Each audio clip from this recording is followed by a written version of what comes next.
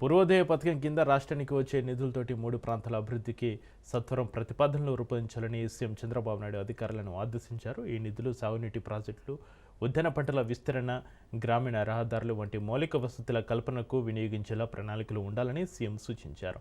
సచివాలయంలో పూర్వోదయ సాగునీటి ప్రాజెక్టులపై అధికారులతోటి సీఎం సమీక్ష నిర్వహించారు. సమీక్షకు ఆర్థిక శాఖ మంత్రి పయ్యావుల కేశవ్, జలవనరుల శాఖ మంత్రి నిమ్మల రామానాయుడు, వివిధ శాఖల ఉన్నతాధికారులు హాజరయ్యారు.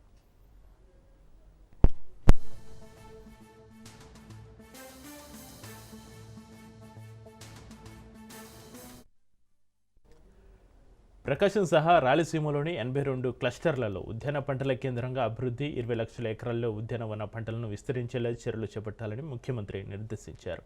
పూర్వోదయ స్కీమ్లో భాగంగా 40,000 కోట్లు వివిధ ప్రాజెక్టులను చేపట్టేందుకు ప్రతిపాదనలు సిద్ధం చేయాలని సూచించారు. ఇందులో 20,000 కోట్లు సాగునీటి ప్రాజెక్టులకు, మిగిలిన 20,000 కోట్లతోటి మౌలిక వసతుల ప్రాజెక్టులు చేపట్టాల్సి ఉందని, అందుకు అనుగుణంగా కార్యాచరణ ఉండాలన్నారు. ఇందులో 5,000 కోట్లతో ప్రత్యేకంగా గ్రామీణ రహదారులు నిర్మించి జాతీయ రహదారులు, రాష్ట్ర రహదారులతోటి అనుసంధానం చేయాలని సీఎం సూచించారు.